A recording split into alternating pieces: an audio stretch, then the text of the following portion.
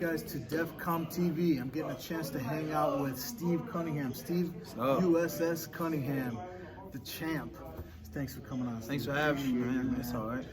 So guys, I'm actually very excited to get a chance to meet Steve today. We're at Border Wars and at his gym, and we're in where the hell are we? Norfolk Sales, well, Pittsburgh. We're in Pittsburgh. Yeah. Norfolk Sales. We're in Pittsburgh, Norfolk Sales in Pennsylvania. Guys, Pennsylvania is a cool place for me, obviously, right? Philadelphia is where the Marine Corps was born and established, and SS Cunningham is a sailor, right? Yep, so it was actually kind of funny. Once I got here, first thing I did was ask him for a ride.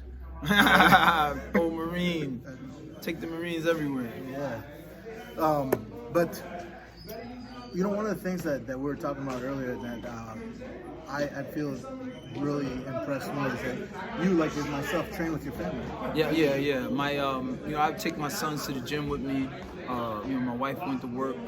She was like, the breadwinner in the beginning of our journey, and we made a conscious choice to let my wife. She's like, I'll make the money, and you just concentrate on boxing. So she was a very big, instrumental part in me becoming a world champion, because she allowed me that time to train hard. So while she go to work, I would have my sons in the car seat, and sit them up, they prop them up, and they watch me box, every day. I go to the gym like it was my job, and no wonder they like boxing, Yeah, and now your sons are number one in the States. Right? I have my 9-year-old is number 1 in the nation.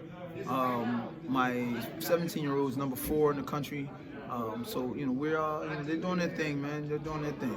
I mean, as a boxing coach, I'm sure that's great. But I mean, how does that make you feel as a dad? No, that makes me feel great, because it's if I was a lawyer, it'd be dope if my kids went to law school. If I was a police officer, it'd be dope if my kids went to the force.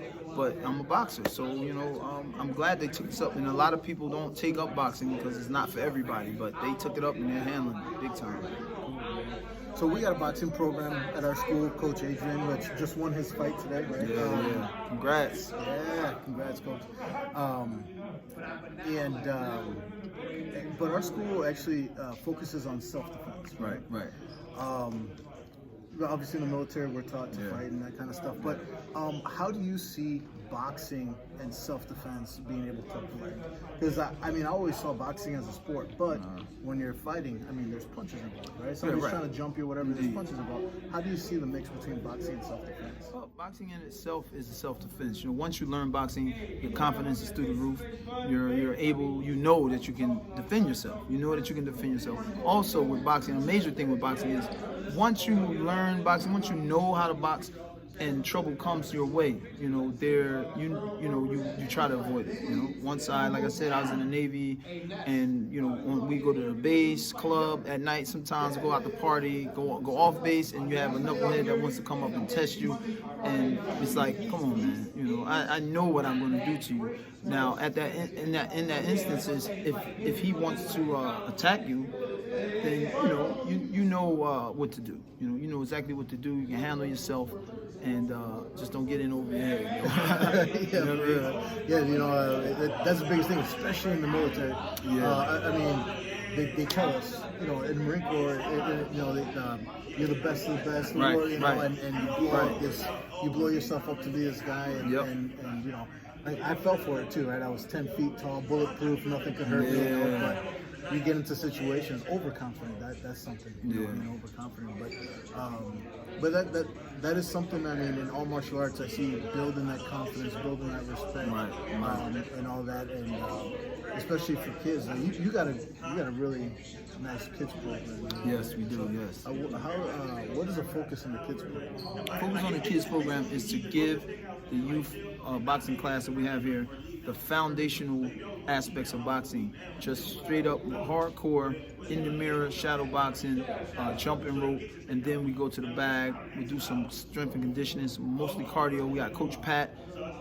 He comes up and he does his thing, with the kids. He really loves the kids, and I help out with the kids class, with the youth class. But we allow some of them to spar once they show that they can defend themselves and they understand the punches, and we let them go to work. We let them spar. So from that, we've taken a couple kids from the kids class to our youth boxing competition group, and taking them to fights, and they won fights. So that's our goal, is that we want to get all the kids fighting, get them in the ring.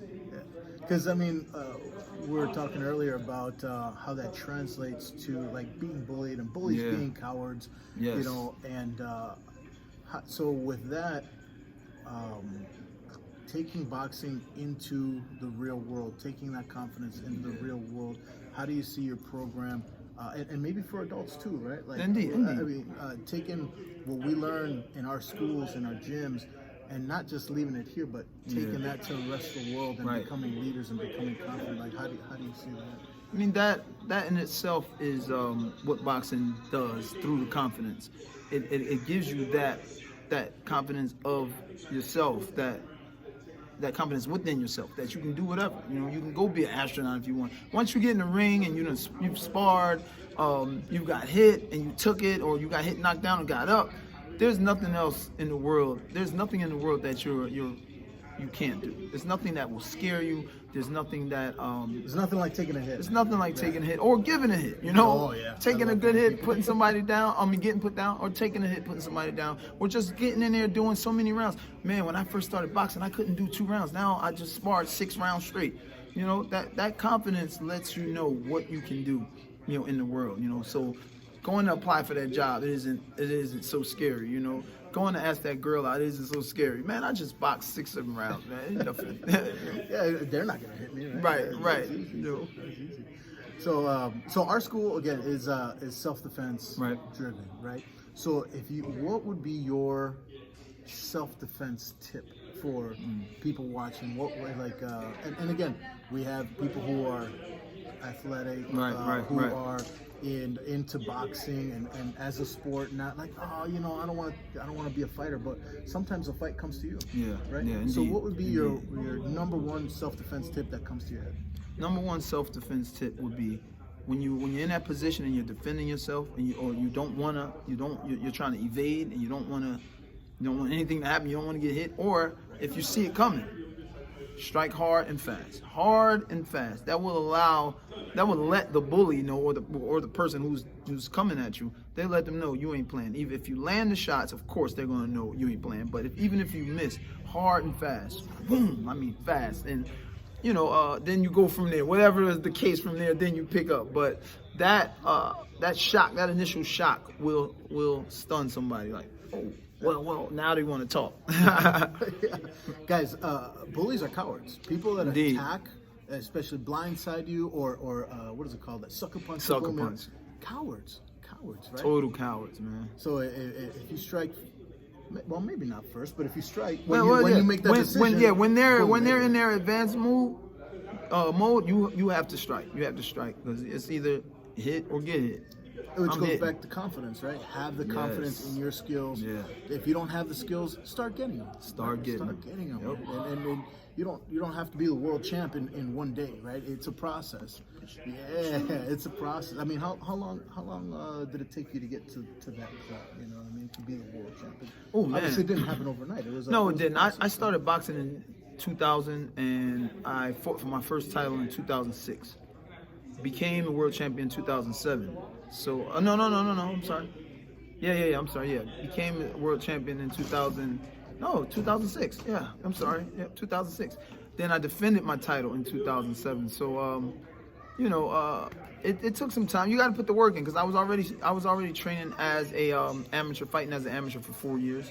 Then I turned pro in 2000, and then 6 years later, there I am fighting for world titles in different countries. So it was beautiful, man. It's gotta feel awesome, huh? Oh man, big time. I mean, it's rough going through it, but we still enjoy it.